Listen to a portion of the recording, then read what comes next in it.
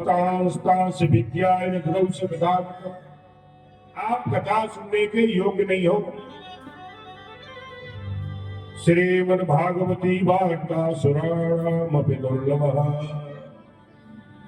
ये देवताओं के लिए भी बड़ी कठिन है।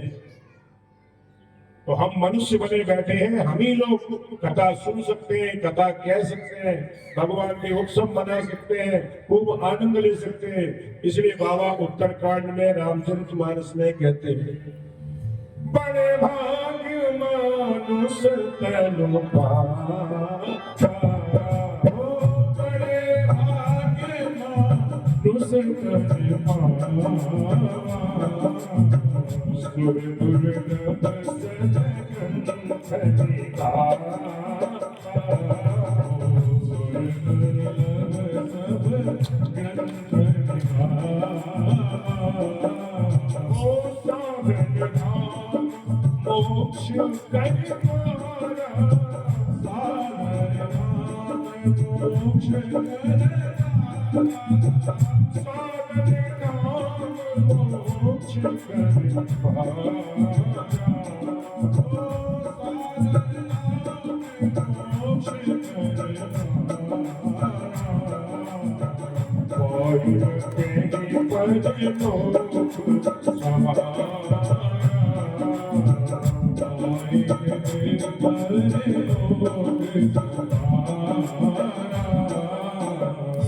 दुर्लभ राधा कृष्ण भगवान। ये सत्संग की बड़े बड़े महत्व महापुरुषों ने गाए, हमारे धर्म ग्रंथों ने गाए। अब सभी ने जाकर ब्रह्मा जी से शिकायत कर दी। सुखदेव जी ने हमको पितामह कथा सुनने से मना कर दिया कि आप कथा सुनने के योग्य नहीं। तो ब्रह्मा जी ने कहा एक काम करो, पहले 7 दिन कथा होने दो, फिर देखते हैं कथा का क्या प्रभाव है, परीक्षित जी को मुक्ति मिलती है क्या। इधर ब्रह्मा जी ने सोचा भागवत जी का बड़ा महत्व सुना गया है, देखा गया है, तो सभी देवता लोग वहां से चले गए। तो उन्होंने क्या किया, सत्यलोके तुलाम बद्ध्वा तौले साधना, तुला ने भी तकरी तराजू, एक में सभी धर्म ग्रंथ रख दिए, एक में भागवत जी रख दिए। तो क्या हुआ, लघुन्यानि जातानि गौरवीण इदं महत्। भागवत का पल्ला भारी रहा, क्योंकि भागवत कोई पोथी नहीं है, ये साक्षात भगवान श्री कृष्ण ही, जो सप्तमयी उनकी मूर्ति है।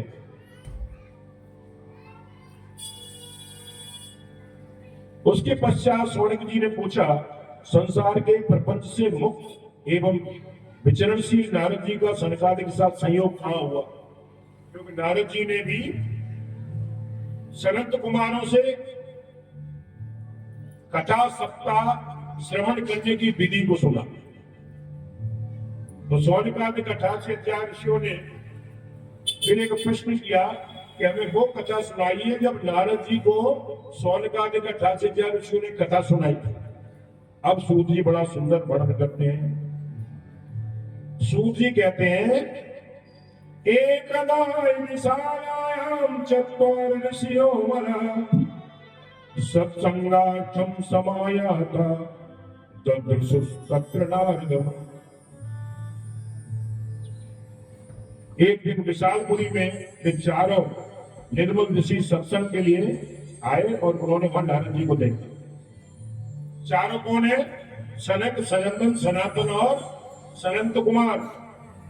ये हमेशा 5 वर्ष के ही रहते हैं, निरंतर सांस सांस पे हरिशरणम हरिशरणम हरिशरणम।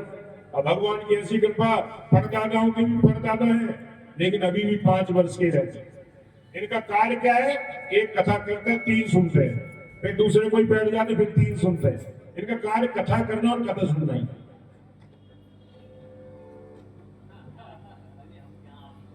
बोल राधा कृष्ण भगवान की।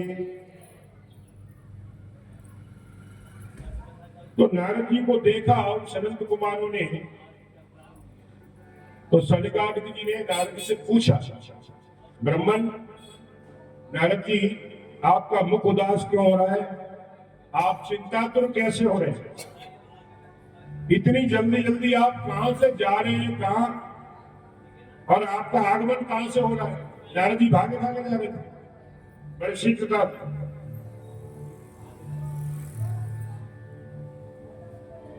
और फिर सनत कुमार कहते, आप जैसे महात्मा के लिए ये ठीक नहीं है, इसका हमें कारण बताओ।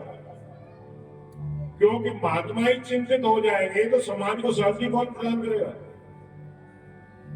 तब नारद जी कहते, अहम तो पृथ्वी या तो ज्ञात्वा सर्वोत्तमामिति पुष्करम च प्रयागम च काशी गोदावरीं तथा हरिक्षेत्रम कुरुक्षेत्रम श्रीरंगम सेतुमंगलम एवमादिषु तीर्थेषु भ्रममाणितस्ततः।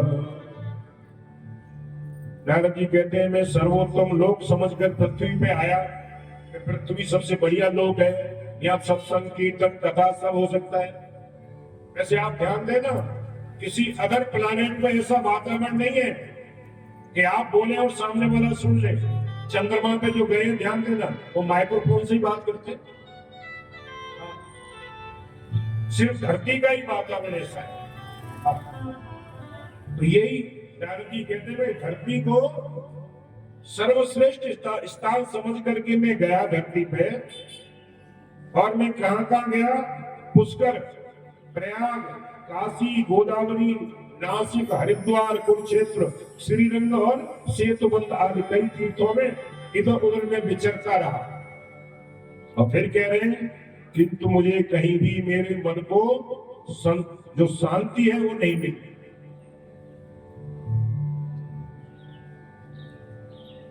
इस समय जो अधर्म का सहायक है कली, उसने सभी मनुष्यों की बुद्धि को विकृत कर रखा है। सत्यम नास्ति तपः शौचम दया दानम विद्यते। कलयुग में न पवित्रता है, न सत्य है, न दान है, न दया है, सब कुछ मामला गड़बड़ हो गया।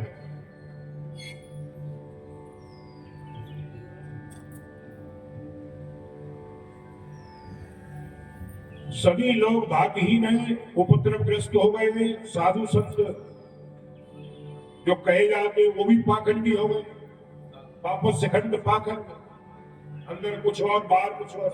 नारद जी की बहुत चिंता है। आप देखेंगे तो आप ये कहेंगे कि धरती पे कलयुग में क्या क्या हो रहा है, तो सब वर्णन किया है सनत कुमार से। इस तरह कलयुग के दोष देखते हुए पृथ्वी पर विचरते हुए कहते हैं, मैं यमुना नदी के तट पे गया।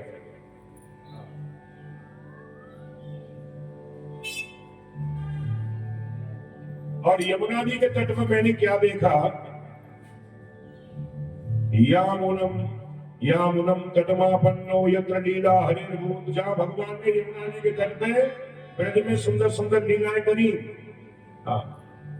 वहां पर मैंने क्या देखा वो मुनिवर आप सुनिए। वहां मैंने एक बड़ा आश्चर्य देखा। वहां एक युवती तरुणी है और खिन्न मन से वहां पर बैठी है, और उसके दो पुत्र हैं, ज्ञान और वैराग्य। वो दोनों वृद्धावस्था में। जिसकी मां युवा हो, बच्चे वृद्ध हो, वो माता कितनी चिंतित हो सकती है।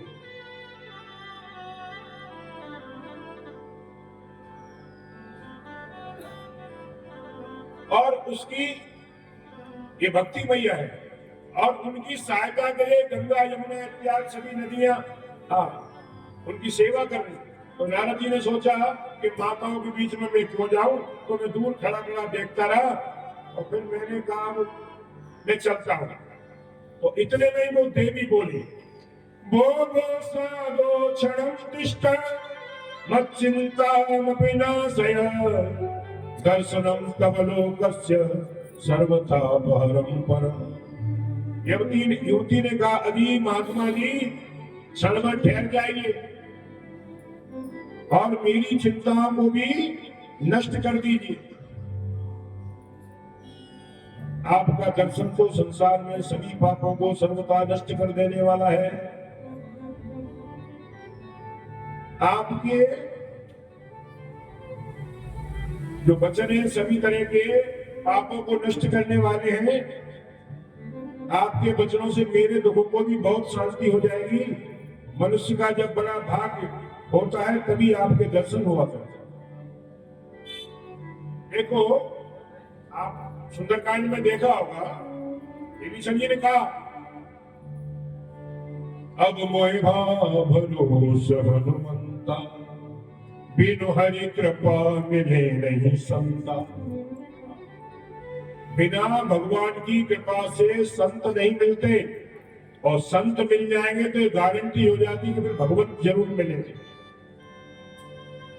भक्ति मैया यहाँ नारद जी से कहती है, नारद जी आपके तो वचनों में ही वो अमृत है।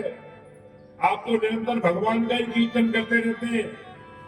कुछ मेरे लिए, मेरे जो दुख है उनको दूर करने का उपाय करो। फिर अपने बारे में बताया, अहम भक्ति विख्याता इमौ में तदयो मतौ, ज्ञान वैराग्य नामानो काल योगेन जर्जरो। मेरा नाम भक्ति है और ये दोनों मेरे पुत्र ज्ञान और वैराग्य हैं। कलयुग के प्रभाव से ये दोनों जर्जरो वृद्धावस्था को प्राप्त हो गए। और ये जो देवियां हैं, गंगा जी आदि नदियां, ये सब मेरी सेवा करने के लिए आई हुई हैं। इस प्रकार साक्षात देवियों के द्वारा सेवित होने पर भी मुझे सुख शांति नहीं मिल रही है। अपने बारे में बताया, मैं द्रविड़ देश में उत्पन्न हुई, कर्नाटक में बड़ी हुई, कहीं कहीं महाराष्ट्र में सम्मानित हुई, किंतु गुजरात में मुझको बुढ़ापे ने आके घेर लिया और वहां घोर कलयुग के प्रभाव से पाखंडियों ने मुझे अंग भंग कर दिया। और अब यहाँ वृंदावन में क्या है, मैं तो तरुणी हो गई, लेकिन मेरे पुत्र दोनों ज्ञान और वैराग्य वृद्धावस्था को प्राप्त हो गए।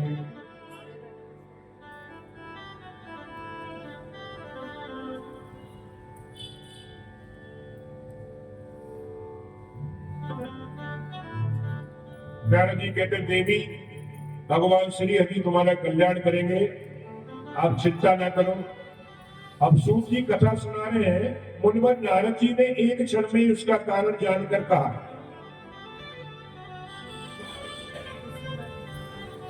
देवी सावधान होकर सुनो, यह दारुण जो कलयुग है, इसी से इस समय सदाचार, योग मार्ग, तपाल सभी लुप्त होते चले जाए।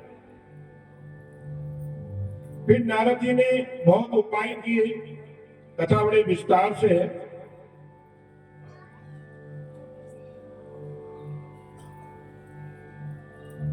वेद पुराण शास्त्र सभी सुनाए, गीता के पाठ बार बार सुनाए। थोड़ी देर के लिए ज्ञान वैराग्य